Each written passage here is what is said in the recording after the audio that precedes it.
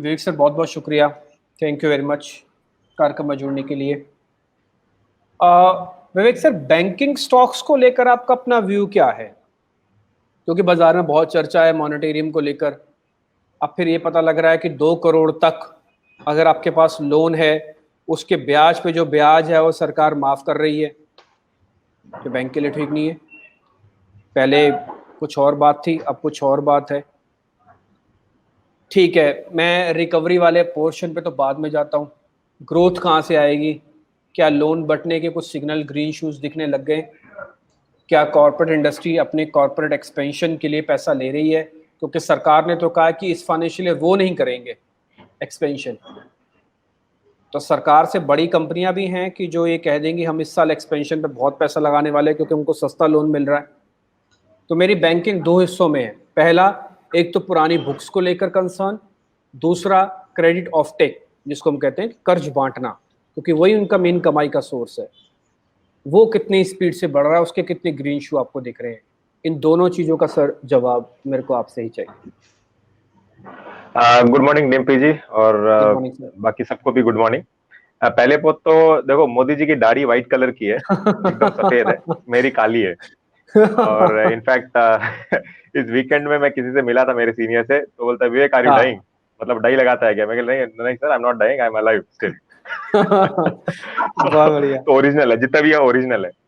हाँ। अ, अब आते हैं आपके इस सवाल पे। हम्म। ग्रीन शूट देखो, ग्रीन शूट्स दिखेगा क्या, ये बहुत जल्दी आपने सवाल पूछ लिया, क्योंकि अभी तो लॉकडाउन से हम लोग बाहर आना चालू हुए हैं, राइट? तो हम्म। इमीडिएटली अब कंपनीज बैठ के ड्राइंग बोर्ड्स में बैठ के डिसाइड करेगी कि उनको एक्सपेंशन करना है कि नहीं करना है।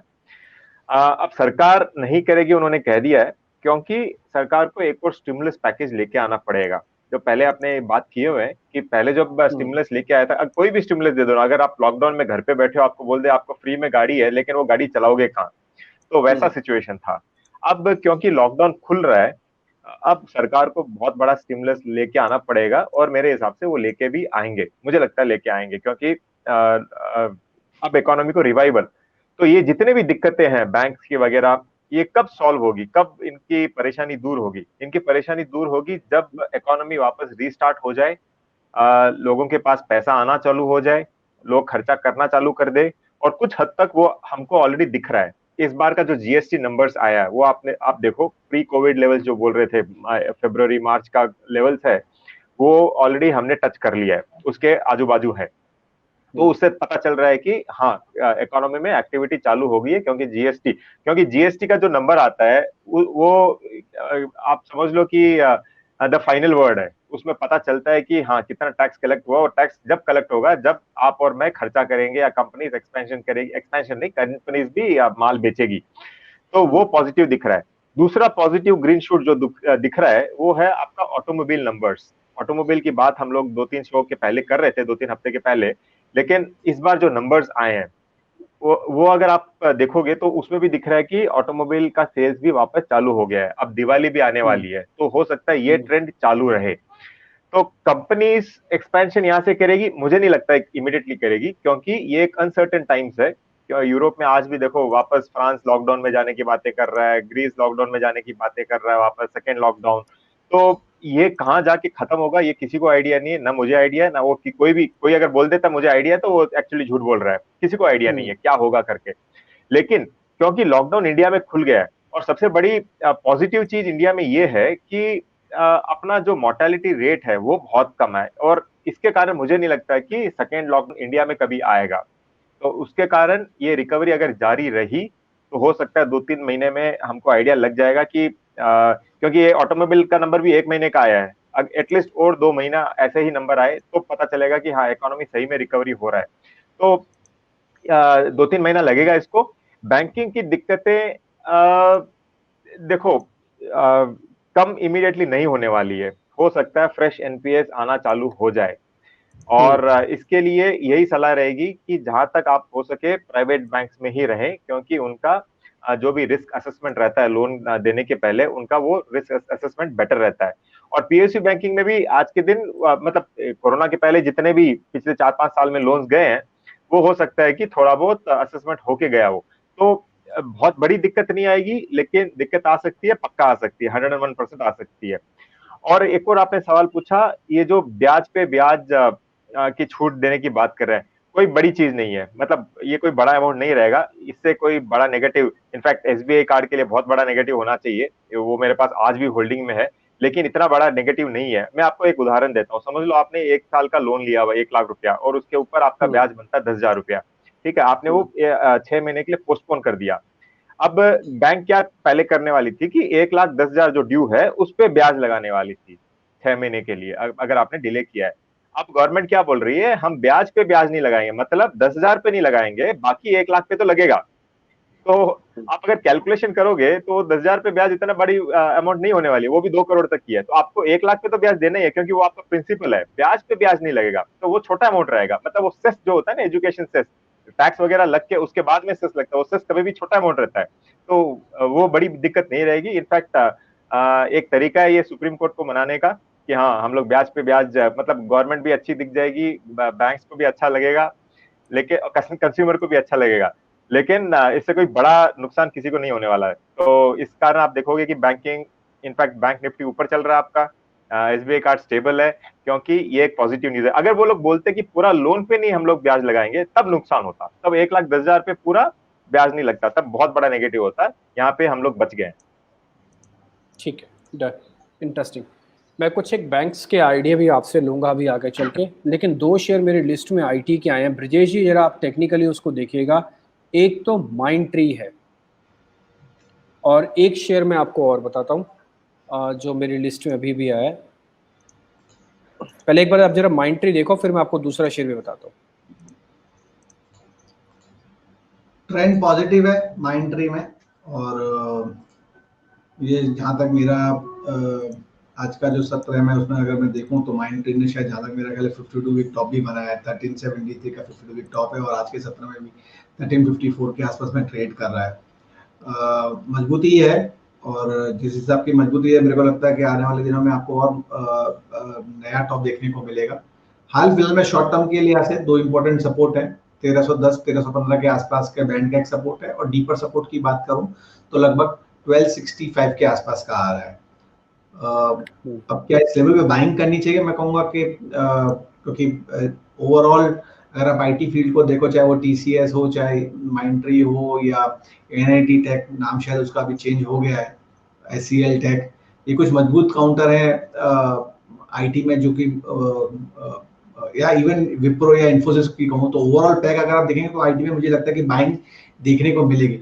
तो दो चीजें कर सकते हैं, या तो पार्शियल बाइंग कर लें, या फिर ये है कि थोड़ा अगर डिप आता है 1340 के आसपास में, तो 1310 का स्टॉप लॉस लेके आप बाइंग करें, और टारगेट जो रहेगा वो मेरा लगभग 1385 के आसपास का रहेगा। अगर मोमेंटम स्ट्रॉन्ग रहा तो आपको 1405 1410 के भी लेवल आपको मेंटेन में देखने को मिलेंगे। ठीक है, माइंड ट्री के सामने ही आप एक और शेयर भी रखना सर, वो है विप्रो। माइंड ट्री के सामने रखो विप्रो को आप, और जरा विप्रो को देखो, क्या मैं इन दोनों में से कोई एक लेना चाहता हूँ, तो फिर किसको लूँ? विप्रो को भी देख लो लगे हाथ सर। विप्रो का चार्ट ज्यादा बेटर रहेगा माइंड टी के लिहाज से, अगर आप मुझसे कहें तो मैं यही कहूंगा कि 1319 के आसपास का सपोर्ट है, उसका स्टॉप लॉस लेके आप बाइंग करें। और जैसे कि यही स्टॉक ने भी नया एक 52 वीक टॉप बनाया है, और अगर आप एनएससी का इंडेक्स भी देखेंगे तो 10 कंपोनेंट है उसमें, टेक के शेयर्स हैं, जिसमें कि 9 आज पॉजिटिव में, और ऑलमोस्ट रफली अराउंड 3 से 4 स्टॉक ऐसे जिन्होंने नया 52 वीक टॉप बनाया। तो आईटी में बाइंग दिख रही है मौजूदा स्तर पे, आप विप्रो को ही बाइंग करें कंपैरेटिवली। अगर माइंडट्री के चार्ट से अगर मैं कंपेयर करूं, 1319 का स्टॉप लॉस लेके प्रेजेंट सिनेरियो में बाइंग करने की सलाह रहेगी। ऊपर में 1342 1344 का टारगेट आपको देखने को मिल सकता है। स्टॉप लॉस क्या रखूं? 1319, सॉरी 1319, सॉरी 319 ना, ठीक है। सॉरी 319 टारगेट रहेगा, 344 342 344। ये वीकली चार्ट और ये मंथली चार्ट आपके स्क्रीन पर हैं विप्रो का। कहीं भी आप देखो, है तो स्लो मूवर, इसमें तो कोई दो राय नहीं है, लेकिन ये है कांस्टेंट ग्रोथ वाला ही शेयर।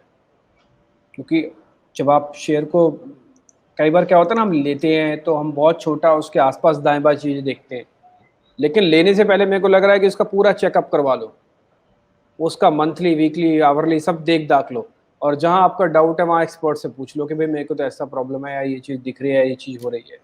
एक्सपर्ट आपको राय दे देंगे, आप उससे सेटिस्फाइड हो तो निकल जाओ, नहीं तो छोड़ दो।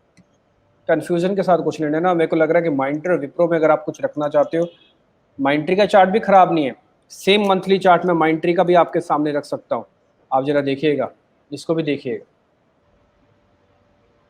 ये आपके सामने ड्रॉ, ये भी वैसा ही है, ब्यूटीफुल चार्ट। कहाँ पे जिस भी लेवल पे आप आए हो आपने कमाया ही है। सेम विप्रो में भी जिस भी लेवल पे आप आए हो आपने कमाया ही है, बट विप्रो की गति थोड़ी सी स्पीड कम रही और माइंट्री की ज़्यादा रही, बस इतना ही फर्क रहा, और कुछ खास बड़ा फर्क नहीं है। वो कंपनी का अपना एग्रेशन और शेयर के अपने भाव के साथ है। ठीक है, डन। विवेक सर, ये लिकर स्टॉक्स को लेकर क्या हो रहा है मार्केट के अंदर, क्योंकि बहुत सारे लोग इसके बारे में सवाल पूछ रहे हैं।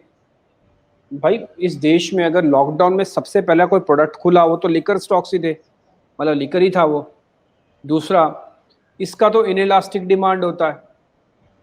भैया आपको अगर तलब है पीने की या आप पीते हो तो वो ठीक है, कुछ समय के लिए पैसा और सब चीज़ें दाएं बाएं थोड़ा बहुत हो सकती हैं, लेकिन अदरवाइज वो तो रहता है, ये इनइलास्टिक है। दूसरा, क्योंकि इसके बारे में मैंने एक बहुत पढ़ाई की, तो पढ़ने में ये पता लगा कि अब तो मेन के अलावा वुमेन का भी एक नई क्लास मार्केट के अंदर है। फिर एक ये पता लगा कि भारत का जो लिकर कंजम्पशन है, वैसे तो ये अच्छी चीज़ नहीं है, but liquor consumption as compared to और कंट्रीज अगर आप देखोगे तो बहुत बेहद कम है, तो स्कोप बहुत ज़्यादा है, जो एक बार आप भी नोटिस करवा रहे थे, मेरे को याद है। सारी चीज़ें लिकर कंपनीज के अंदर ये वैल्यूएशन डिस्काउंटेड है या बकाया है कुछ? देखो, क्या बोलते हैं कि कोई भी चीज लिमिट में बुरी नहीं होती है। अगर आप लस्सी भी पियो ना, एक ग्लास लस्सी अच्छी रहेगी, 2 ग्लास लस्सी अच्छी रहेगी, एक बाल्टी पियोगे तो फिर भी मर जाओगे। तो कोई भी चीज लिमिट में ठीक होती है। और इनफैक्ट लिकर भी अगर आप लिमिट में उसका सेवन होता है कोई किसी के भी थ्रू, तो मैं ये प्रमोट नहीं कर रहा हूँ सर, लेकिन अगर लिमिट में कोई चीज हो तो वो बुरी चीज नहीं है। मैं इसके लिए बोल रहा हूँ क्योंकि देखो, हम सब बहुत लोग यहाँ पे व्यूअर्स भी आउट ऑफ इंडिया बहुत घूमे होंगे, मैं भी बहुत गया हुआ हूँ बाहर। तो जहां आप उधर जाके देखो ना, जो कंजम्पशन है कंपेयर टू इंडिया, कुछ भी नहीं है इंडिया में अभी भी। और इंडिया में जैसे आपने बोला कि लेडीज ड्रिंकिंग, ये अब यहाँ पे कोई फेमिनिस्ट कमेंट नहीं करने लग जाए, लेकिन लेडीज ड्रिंकिंग भी चालू हो गया है। आप कोई भी क्लब, एटलीस्ट मैं चेन्नई में कोई भी क्लब में जाऊं तो वहां पे आपको 50% लेडीज मिलेगी। तो ये ट्रेंड ऑलरेडी चालू है। तो कंजम्पशन इंडिया में कंपेयर टू ग्लोबल मार्केट्स बहुत बहुत कम है। तो ये एक ऐसा सेक्टर है कि आप अगले 10-20 साल, जैसे वॉरेन बफेट लेके बैठे हैं ना पेप्सी, वैसे लेके अगर आप भूल जाओ तो आप यहाँ पे कमा के ही निकलोगे। और ऐसे डिस्क्लोजर में बोल देता हूँ, यूनाइटेड स्पिरिट्स, यूनाइटेड ब्रूवरीज दोनों मेरे पोर्टफोलियोज में है ऐसे। और आज के दिन यूनाइटेड स्पिरिट्स 525 में चल रहा है, क्योंकि आपने ये मैं बोलने वाला नहीं था, लेकिन क्योंकि इस पे सवाल उठ गया है अभी, तो 225-26 चल रहा है। यहाँ पे वैल्यूएशन भी मुझे बहुत अच्छा लग रहा है। तो ये वापस आपको 580 से लेके 600 दिखा देगा, जो शॉर्ट टर्म वालों के लिए है। और लॉन्गर टर्म वाले तो खाली इसको लेके जस्ट भूल सकते हैं। तो आप जब भी खुश होगे, इनफैक्ट किसी के भी हाथ में आप बोतल देखोगे तो आप पूछोगे कि यूनाइटेड स्पिरिट्स की है, यूनाइटेड ब्रूवरीज की है। तो कंपनीज अच्छी है, सेक्टर अच्छा है। इनएलास्टिक का आपने जैसे बोला, इसमें थोड़ा बहुत डिमांड अप डाउन हो सकता है, लेकिन ये रुकेगा कभी नहीं। और जिस दिन ये सेक्टर जीएसटी में आ जाएगा, उसके बाद तो इसकी चांदी चांदी है। तो आपके हिसाब से अभी यूनाइटेड स्पिरिट्स का भाव जस्टिफाइड है? अभी 525 चल रहा है, इस रेट पे एंटर किया जा सकता है? आराम से आंख बंद करके कर सकते हो आप। ओके। मैं सर इसको 1 साल के लिए बाय चांस लेना चाहता हूँ। मैं थोड़ा सा आपसे 2-4 सवाल इसी पे ले लेता हूँ। 1 साल के लिए लेना चाहता हूँ, तो 1 साल में मेरे को टेंटेटिव रिटर्न कितना मिल सकता है? फिर भी चलो, पॉलिसी आई नहीं आई, कुछ टेढ़ा मेढ़ा हुआ, ग्रोथ आई, जो भी हुआ, बैलेंस शीट के अंदर एक्सपेंशन हुआ, फिर भी टेंटेटिव कितना रिटर्न मैं मान के चलूं? देखो, 1 साल के लिए तो आप ले मत इसको। एक अच्छा। साल इसके लिए बहुत शॉर्ट टर्म रहेगा। ओके। मतलब शॉर्ट टर्म के लिए जैसे मैंने बोला, ये 580-600 वापस जा सकता है। आप अगर इसका पिछले 3.5 या 5 साल का चार्ट भी अगर लगाओ, तो ये इसी रेंज में चल रहा है, 600 रुपया प्लस माइनस 80 रुपया, उसी के बीच में ये चल रहा है। क्यों चल रहा है? एक बार सुप्रीम कोर्ट का बैन आ गया, क्योंकि एक ऐसा सेक्टर है ना जहाँ पे सरकारी दखल अंदाजी बहुत होती है, कोर्ट से दखल अंदाजी बहुत होती है। तो एक बार सुप्रीम कोर्ट का आ गया, एक बार कोरोना आ गया, कभी कुछ इसमें चलते ही रहा है। तो कंपनी सुपर्ब है ये, इसके लिए मैंने बोला अगले आप 5-10 साल के लिए लेके बैठते हो तो ये हो सकता है मल्टी बैगर बन जाए। आज के दिन ये विजय माल्या की कंपनी नहीं है, बहुत लोग आज भी इसको विजय माल्या की कंपनी समझते हैं, वो नहीं है। जिस दिन इसका नाम डियाजियो इंडिया बन जाएगा उस दिन लोगों को लगेगा ये एमएनसी कंपनी है। आज के दिन ये एमएनसी है। और अभी सर्दियां वापस विंटर सीजन, सर्दी का सीजन चालू हो रहा है, तो ये हॉट लिकर जो यूनाइटेड स्पिरिट्स बेचता है उसका डिमांड अच्छा आएगा। तो अगले मतलब दिसंबर क्वार्टर और मार्च क्वार्टर में इसका परफॉर्मेंस भी अपने को अच्छा होता हुआ दिखेगा। तो एटलीस्ट 6 महीने में आपको शॉर्ट टर्म के लिए तो रिटर्न मिल ही जाएगा, और एब्सोल्यूट लॉन्ग टर्म के लिए कोई मतलब एक पोर्टफोलियो स्टॉक है, एक पोर्टफोलियो ठीक है, तो स्टॉक सर मैं समझ के इसको आप ऐसे इसको मान के करके चलूं बैठे रहो। कि जो पिछले 5 साल में नहीं हुआ वो आने वाले 5 साल में होगा। पिछले होना 5 साल का चाहिए, चार्ट यस। आपकी स्क्रीन पर है, मैंने लगा दिया है। ये 2015 से हम्म, लेके आज 2020 के हम एंड करने को आ रहे हैं, इससे यही कहीं नहीं बोल रहा गया था है मैं, करेक्ट। स्टॉक। हम्म, तो यही बोल रहा था, एग्जैक्टली यही बोल रहा था कि पिछले 5 साल में कुछ नहीं किया है, क्योंकि प्रॉब्लम्स कई थी, जैसे मैंने कहा सुप्रीम कोर्ट का बैन है, कभी कोरोना आ गया, कभी कुछ होते ही रहा इस सेक्टर में। लेकिन आज के दिन ये अच्छे हाथों में है। मतलब कोई भी कंपनी आप अगर लेते हो फंडामेंटली, अच्छा मैनेजमेंट एक खराब कंपनी को भी खड़ा कर सकता है, और आज ये डियाजियो इंडिया बहुत अच्छा मैनेजमेंट है। दूसरी चीज, फंडामेंटली कंजम्पशन इंडिया में बढ़ने ही वाला है। और तीसरी चीज, क्योंकि इसमें ये जीएसटी में नहीं है, इस कारण थोड़ा स्लो चल रहा है। जीएसटी में आएगा क्या, ये डाउटफुल है, मतलब बहुत आसान काम नहीं है ये। लेकिन फिर भी ये सेक्टर अच्छा है, आप इसमें पक्का बने ले सकते हो, बन के मतलब बैठ सकते हो। और ये दो ही कंपनी मैं प्रेफर करूंगा compare to any other company, क्योंकि ये दोनों एमएनसी कंपनीज का मैनेजमेंट है। इनफैक्ट यूबीएल है हेनिकन, फिनलैंड की कंपनी है वो, हेनिकन उसका ओनर है, और डियाजियो यूनाइटेड स्पिरिट का ओनर है, तो दोनों एमएनसी कंपनीज है ये। ठीक है, तो दोनों पे राय है कि सिर्फ अभी यूनाइटेड स्पिरिट्स ज्यादा ठीक है सर? दोनों मेरे पोर्टफोलियो में है। और एक और चीज ये हो रहा है कि क्योंकि अभी विजय माल्या का केस खत्म नहीं हुआ है, तो यूनाइटेड स्पिरिट्स और यूनाइटेड ब्रूवरीज, एक इनफैक्ट एक और कंपनी है मैकडोवेल होल्डिंग्स, उसमें यूनाइटेड स्पिरिट्स का होल्डिंग था। तो अब यूनाइटेड स्पिरिट ये कोशिश कर रही है कि जितने भी ये विजय माल्या के शेयर्स हैं ये बैंक से ये लोग ले ले, तो ताकि स्टेक बढ़ जाए। सेम चीज यूबीएल भी ट्राई कर रहा है। तो ये पिछले इनफैक्ट 2 साल से चल रहा है। ये कभी ना कभी तो होना ही है, इसके लिए मैं बोला ये पोर्टफोलियो स्टॉक है, इसमें आप इमीडिएटली रिटर्न मत सोचो। हाँ, आपको 580 600 वापस मिल जाएगी, जैसे मैंने कहा ये 600 के प्लस माइनस 80 रुपया ही घूम रहा है पिछले 5 साल से, तो वो आपको ट्रेडिंग रेंज मिलती रहेगी। लेकिन एक एक पोर्शन, मतलब आप अगर समझ लो 200 शेयर लेते हो, तो 100 शेयर तो आप इसमें रख लो पोर्टफोलियो स्टॉक में, और 100 शेयर में आप ट्रेडिंग करते रहो, आपका कॉस्टिंग कम होते ही रहेगा। ठीक है, डन। तो आप यूबीएल पे भी कह रहे हैं रखने के लिए, और साथ ही यूनाइटेड स्पिरिट्स भी। बड़े इन्वेस्टमेंट कॉल है, फिलहाल इन्वेस्टमेंट के लिए सही हाथों में और सही भाव पर है, इसलिए मेरे को लग रहा है कि हाँ सर की बात बिल्कुल ठीक है, और इस पर अब हमको ट्रेड ले ही लेना चाहिए। ठीक है ब्रजेश सर, एक आखिरी सवाल आपसे। आपका कन्विक्शन वाला शेयर जिस पे आपको बहुत इंटरेस्ट है और आपको लग रहा है कि हाँ आज के गैप को भी छोड़ दो, आज के मार्केट के मोमेंटम को भी छोड़ दो, इस शेयर पे थोड़ा ध्यान रखो। देखिए टिम्पी जी, जैसे कहा आपने कहा था कि एक तो आईटी पे बाइंग दिख रही है, और उसी लिहाज से मैं टाटा एल्क्सी को ध्यान में लाना चाहूंगा। आज के सत्र में 1319 के आसपास में ट्रेड कर रहा है, और आज के सत्र में भी नया एक उसने 52 वीक टॉप बनाया, 1332 के आसपास का एक नया 52 वीक टॉप है। मौजूदा स्तर में आप बाइंग करने की सलाह रहेगी। थोड़ा डीपर सपोर्ट है, उसका आप स्टॉप लॉस लगाइए। 1295 के आसपास का सपोर्ट है, आप उसका स्टॉप लॉस लगा के बाइंग कर सकते हैं। ऊपर में मेरा जो टारगेट निकल के आ रहा है वो लगभग 1355 1360 का आ रहा है। और अगर किसी का व्यू थोड़ा सा 1 2 4 दिन के लिहाज से ना होकर अगर 1 महीने के लिहाज से अगर किसी का व्यू है, तो स्टॉक में नया एक टॉप बनाने की क्षमता है। और वो जो टॉप मैं कहना चाहूंगा वो होगा लगभग 1525 के आसपास का। लेकिन उसके लिए जो सपोर्ट निकल के आ रहा है जिसको हम स्टॉप लॉस लगा सकते हैं, वो लगभग 100 रुपए नीचे, मतलब 1220 के आसपास में निकलता है। तो अगर शॉर्ट टर्म का है तो आप 1295 का स्टॉप लॉस लगाइए, और 1 महीने प्लस का व्यू है तो 1220 का स्टॉप लॉस लगाइए। शॉर्ट टर्म का टारगेट लगभग 1355 के आसपास में है, और अगर लॉन्ग टर्म का है तो 1500 प्लस का टारगेट है 1 महीने के लिहाज से। ठीक है, 1355 आप दे रहे हो इसका टारगेट, 1295 आप इसका दे रहे हो एक एसएल स्टॉप लॉस, 1319 का भी भाव है। सर यहीं पे एंटर करें कि थोड़ी बहुत गुंजाइश है, नीचे भी मिल सकता है? मुझे मुझे मुझे लग रहा है कि थोड़ा सा इसमें प्रॉफिट बुकिंग देखने को मिलेगी और ये आपको हो सकता है 1310 के आसपास में भी मिल जाए। 1310 से मिल 1313 सकता है। के आसपास में मिलता है तो आप बाइंग करें, वो रिस्क रिवॉर्ड रेशियो हमारे फेवर में रहेगा। हाँ नहीं नहीं ठीक है, वो बिल्कुल 1295 आपका स्टॉप लॉस, वो उसको मत हिलाओ, उसको फिक्स रखो। एंट्री के लेवल के अंदर 1313 तक की भी एवरेज आपकी मान लो बन जाए। अभी 19 चल रहा है, आप मान लो 10 पे ले रहे हो, 12 पे ले रहे हो, 13 पे ले रहे हो, थोड़ा बांट बांट के लो, तो 1313 भी आपके एवरेज बन गया तो क्या रिस्क है, कोई रिस्क थोड़ी ना है, तो ज़्यादा इसमें कुछ रिस्क नहीं होगा। 18-19 रुपये का रिस्क है टाटा एलेक्सी ऐसे शेयर्स में।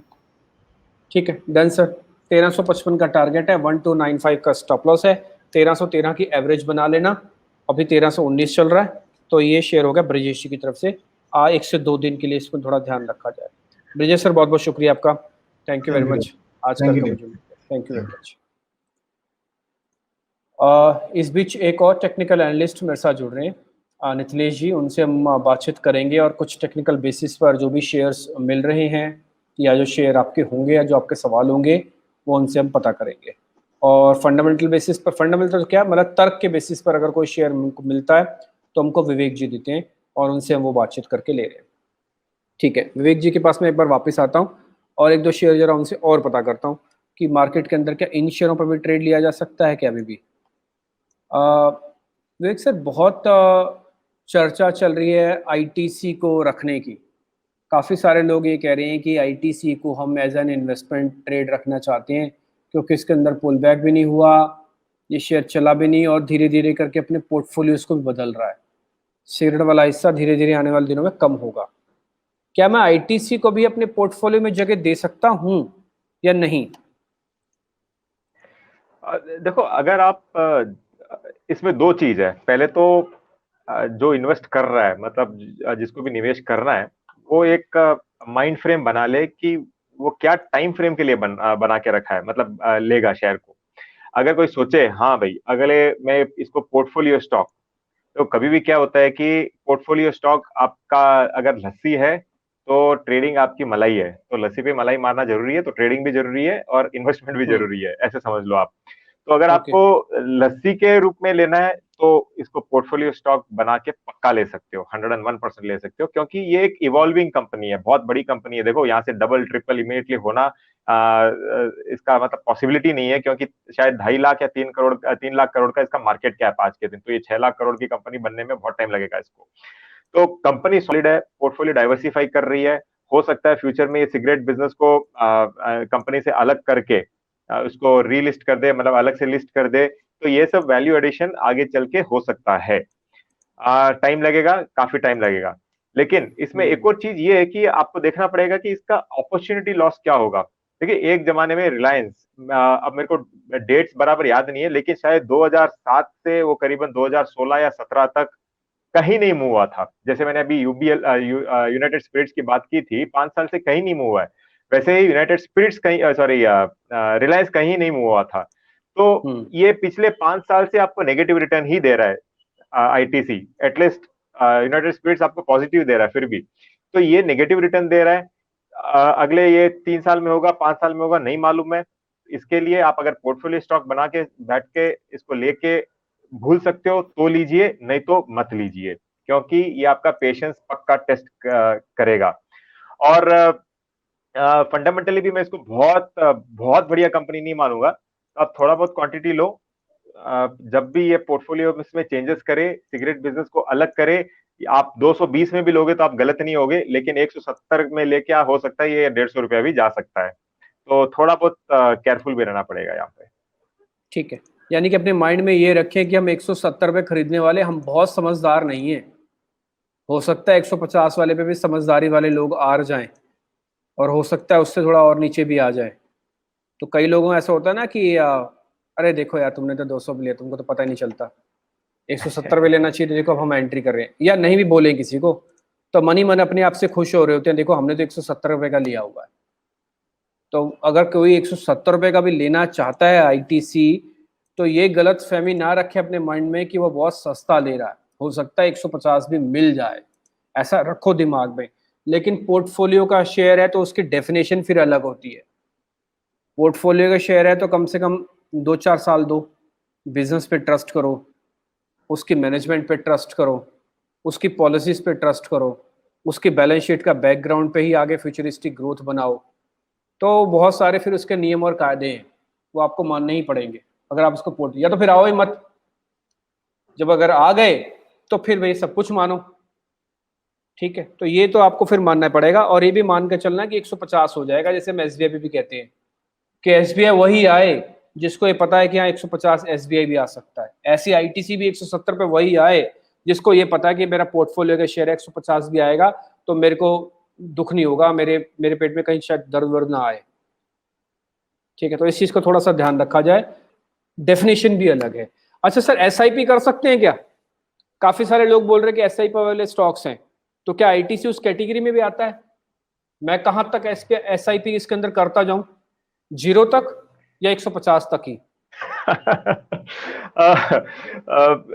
देखो ये बहुत मुश्किल होगा कहना, क्योंकि अगर ये 150 आता भी है तो 150 इनफैक्ट 170 में वैल्यूएशन वाइज आप अगर स्ट्रिक्टली वैल्यूएशन देखो तो बढ़िया काउंटर है, और स्ट्रिक्टली आप डिविडेंड यील्ड देखो तो बढ़िया काउंटर है। लेकिन जैसे मैंने कहा, इसका इतना बड़ा कंपनी है ना ये, कि इसको उठा के ले जाने वाला कोई ना कोई बड़ा एफआई आके धमाधम इसको ले तब जाके होगा।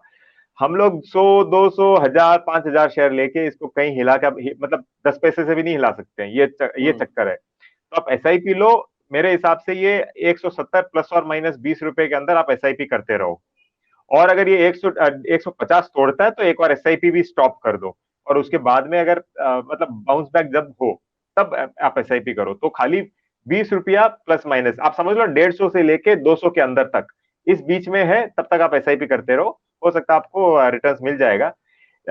मेरा मेरा तो यही कहना रहेगा कि वापस देखो, अगर आप प्योर ट्रेडर हो 10-20 रुपए के लिए खेल रहे हो तो ठीक है, लेकिन ऐसे इन्वेस्टर आप इसको अवॉइड भी कर सकते हो फिलहाल।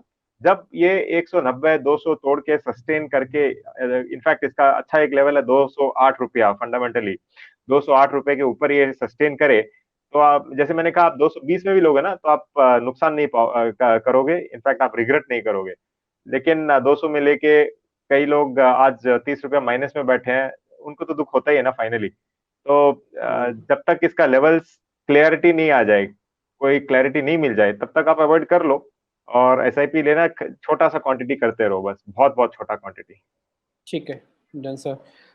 विवेक सर, वैसे एक आखिरी सवाल आपसे, आपको और कहाँ पे कन्विक्शन दिखता है या आपकी लिस्ट में और कौन सा शेयर है? एक शेयर तो इनफैक्ट आपने हमको बता दिया, इनफैक्ट एक क्या दो बता दिए, यूनाइटेड स्पिरिट्स बता दिया और एक यूबेल बता दिया एज एन इन्वेस्टमेंट।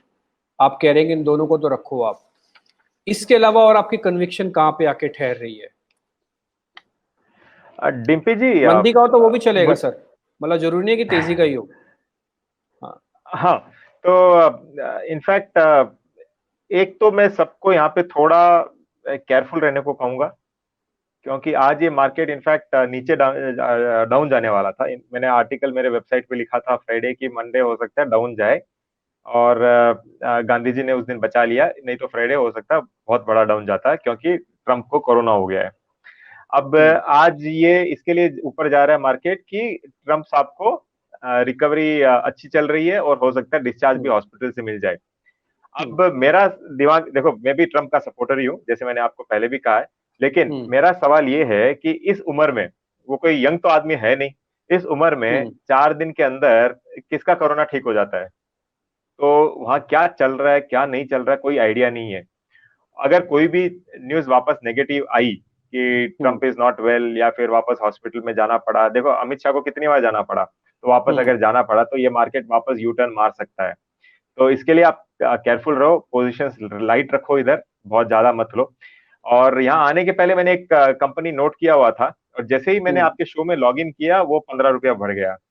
फिर भी मैं बताता हूँ, उस पर आप ट्रैक रखो। एक है यूनिकेम लेबोरेटरीज, ये फार्मा कंपनी है। यूनिकेम लेबोरेटरीज, ये अगर 250 रुपए में वापस मिले, अभी 12 रुपया ऊपर चल रहा है, आप देखिए मेरा लॉग, वो आपको बार में दिखेगा, मेरा लॉगिन और वो बार जो ऊपर जा रहा है। करेक्टली मैंने लॉग इन किया, और हाँ मैंने लॉग इन किया और वो ऊपर गया था। तो 250 रुपए में ये अगर मिलता है वापस तो इसको लो, अभी फिलहाल इमीडिएटली मत लो, क्योंकि मैंने जैसे कहा हो सकता है मार्केट यू टर्न मार ले, आज दोपहर में भी मार सकता है, हो सकता है कल भी मारे। ठीक है, तो अगर आपको 250 में मिले तो 230 का स्टॉप लॉस लगा के, पहली बार मैं स्टॉप लॉस दे रहा हूँ, क्योंकि अगर ज्यादा वॉलेटाइल हो जाता है मार्केट तो तो आप 250 में लो इसको, आपको 300 तक वापस इसका चांसेस रहेगा। सुपर्ब कंपनी है, फार्मा में मैनेजमेंट अच्छा है, और 250 रुपया बहुत से वैल्यू बाइंग रहेगा बोलूंगा मैं। और इनफैक्ट मार्च में ये एज लो एज 100 रुपया गया था। ठीक है सर, इसकी कुछ खास वजह, इसको लेने की वजह क्या? देखो, इनका मेडिकल जो टर्म है वो मुझे याद नहीं आ रहा है, लेकिन इनको कुछ यूएस एफडीए से अप्रूवल्स मिले हुए हैं पिछले 6 महीने के अंदर, और यूएस में इनका अच्छा मतलब बोलबाला है, एंड जो प्रोडक्ट है अच्छा टेक ऑफ हो रहा है। इनफैक्ट 2 कंपनी थी, आई थिंक मैंने डिस्कस किया था एफडीसी करके, तो एक एफडीसी है और ये एक एफडीसी तो काफी बढ़ गया है, ये अभी बाकी है। तो 250 के ऊपर मत लेना, 250 अगर आए तो लो उसको खाली। ठीक है डन सर, एग्री। मैं आपके इस पॉइंट के साथ एग्री करता हूँ, और मेरे को ऐसा लगता है कि शायद 300 350 तक भी पहुँच जाना चाहिए, क्योंकि ये इसी मोमेंटम को राइड करता है। तो ये मोमेंटम इसका ब्रेक नहीं होना चाहिए सर, क्योंकि स्टॉप लॉस देते नहीं तो आप मान के चलना कि ये शेयर जल्दी जल्दी नीचे जाएगा नहीं, और एक अच्छा मोमेंटम आपको दिखाएगा ज़रूर। आप इस शेयर का एक बार नाम नोट करके रखें, यूनिकैम लैब। यूनिकैम लैब के नाम से ये शेयर है, और ये शेयर अभी चल रहा है 261-62 रुपये का। 250 रुपये में मिल जाए, रिस्क बहुत बेहतर है, और मेरे को लग रहा है कि ये अपर ट्रेंड में जो है ये उसी में रहेगा, और 300 के भी ऊपर जाने के पूरी चांसेस हैं इसके। बहुत बहुत शुक्रिया sir, thank you very much sir, Vivek sir, आज कार्यक्रम में जुड़ने के लिए थैंक यू वेरी मच।